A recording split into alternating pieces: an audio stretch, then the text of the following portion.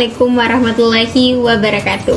Perkenalkan, nama saya Miftah Fajriani dari kelas A Pendidikan Akuntansi Universitas Negeri Makassar. Pada kesempatan kali ini, saya akan menjelaskan tentang mekanisme pasar, yaitu permintaan dan juga penawaran. Nah, untuk soal yang pertama ada di sebelah sini. Jawabannya itu yang pertama, permintaan. Permintaan itu adalah suatu proses dalam meminta sesuatu atau sejumlah barang yang dibeli atau diminta pada suatu harga dan waktu tertentu. Permintaan itu berkaitan dengan keinginan konsumen akan suatu barang dan jasa yang ingin dipenuhi dan kecenderungan permintaan konsumen akan barang dan jasa yang tak terbatas. Yang kedua yaitu penawaran. Penawaran adalah banyaknya barang atau jasa yang tersedia dan dapat ditawarkan oleh produsen kepada konsumen pada setiap tingkat harga selama periode waktu tertentu. Penawaran dipengaruhi oleh beberapa faktor. Yang ketiga yaitu harga keseimbangan adalah harga equilibrium atau harga bebas adalah harga yang terbentuk pada titik pertemuan kurva permintaan dan kurva penawaran. Harga keseimbangan juga adalah harga yang telah disepakati antara penjual dan pembeli. Untuk soal nomor 2 ada di sebelah sini. Jawabannya adalah harga keseimbangan pasar itu terbentuk karena adanya proses tawar-menawar antara penjual dan pembeli. Harga terbentuk atas kesepakatan kedua belah pihak. Harga keseimbangan terjadi saat pembeli menurunkan harga dan penjual menaikkan harganya. Hal ini terus terjadi hingga akhirnya ada harga yang disepakati. Jika harga yang ditawarkan oleh penjual kepada pembeli tergolong mahal, maka barang atau jasa tersebut tidak akan terbeli atau terjual. Maka penjual atau produsen akan menurunkan harganya supaya pembeli bisa membeli barang serta memakai jasanya. Sebaliknya, jika harga yang ditawarkan pembeli terlalu rendah, penjual tidak akan menjual barang atau jasa tersebut, maka pembeli akan menaikkan harganya. Menurut Nini Krustanti tahun 2015, harga keseimbangan pasar bisa berubah jika ada kelebihan permintaan ataupun penawaran. Nah, untuk soal yang ketiga, soalnya ada di sebelah sini. Dan jawabannya adalah pendapatan itu merupakan salah satu faktor yang mempengaruhi permintaan. Pendapatan memiliki pengaruh positif terhadap permintaan. Jika pendapatan masyarakat naik, maka jumlah permintaan akan semakin bertambah. Hal ini karena jika pendapatan masyarakat naik, maka masyarakat cenderung ingin membeli barang dengan jumlah yang lebih banyak. Atau bisa dibilang masyarakat atau konsumen akan semakin konsumtif. Untuk soal nomor 4 ada di sebelah sini. Jawabannya adalah faktor-faktor yang mempengaruhi penawaran adalah yang pertama, yaitu biaya produksi. Bila biaya produksi tinggi, maka produsen akan mengurangi jumlah produksi barang dan akibatnya penawaran akan berkurang. Sebaliknya, jika biaya produksi murah, maka akan semakin banyak barang hasil produksi dan penawaran akan bertambah. Yang kedua yaitu teknologi. Semakin tinggi teknologi yang digunakan dalam memproduksi barang, maka kualitas dan jumlah barang hasil produksi akan bertambah dan ini berpengaruh pada naiknya jumlah penawaran. Yang ketiga, harapan akan mendapatkan laba atau keuntungan. Dengan harapan memperoleh keuntungan atau laba yang banyak, maka produsen berlomba untuk meningkatkan produksinya serta memperluas dan mengembangkan usaha guna memperoleh keuntungan yang lebih besar. Nah, yang keempat itu adalah harga barang.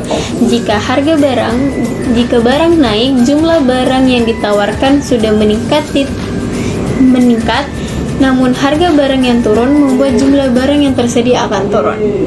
Yang kelima yaitu pajak.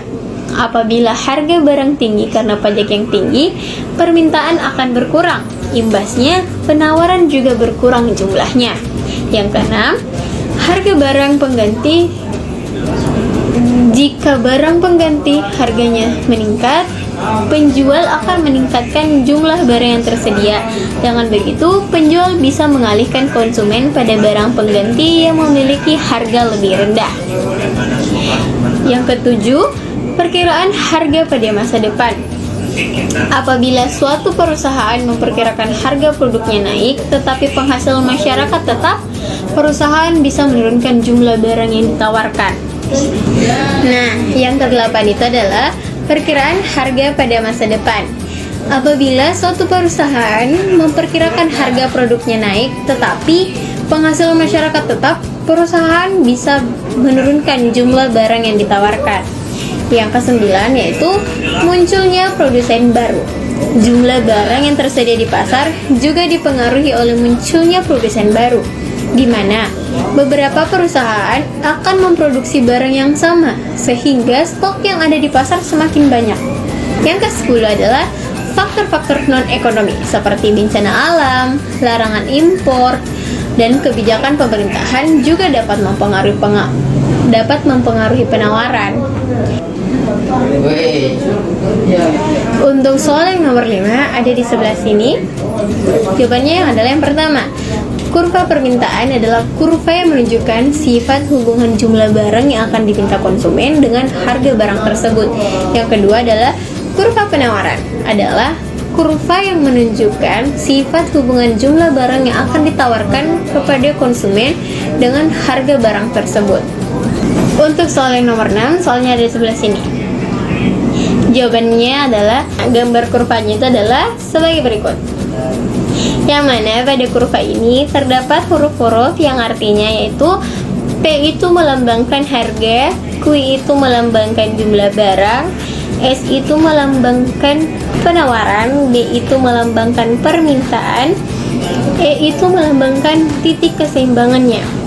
Yang mana dapat disimpulkan dari gambar tersebut, titik keseimbangan atau harga titik keseimbangannya itu terletak pada harga 8.000. Untuk soal nomor 7, soalnya adalah di sebelah sini. Nah, jawabannya adalah tidak. Kita harus memperhatikan kualitas, karena jika harga barang itu murah tetapi barang tersebut tidak bagus atau tidak berkualitas, maka hal itu akan percuma saja jika kualitasnya bagus dan tahan sampai ke depannya. Dalam menentukan permintaan juga harus memperhatikan tentang kualitasnya, fungsinya, tujuannya, dan lain sebagainya. Untuk soal nomor 8 ada di sebelah sini, dan jawabannya adalah pertambahan jumlah penduduk cenderung menyebabkan meningkatkan permintaan, walaupun tidak selalu demikian. Jumlah penduduk yang besar secara potensial akan mampu menambah permintaan. Jika jumlah penduduk yang besar disertai dengan kesempatan kerja yang luas pula, maka pada akhirnya akan lebih banyak orang yang menerima pendapatan. Penerimaan pendapatan akan menambahkan daya beli yang pada akhirnya akan menambah permintaan pula. Dengan kata lain, semakin banyak jumlah penduduk suatu daerah, maka semakin besar pula permintaan barang di daerah tersebut. Untuk soal nomor 9 ada di sebelah sini. Untuk jawabannya adalah pajak merupakan ketetapan dari pemerintah terhadap suatu produk. Semakin besar pajak yang harus dibayar oleh produsen, jumlah barang yang ditawarkan akan semakin menurun.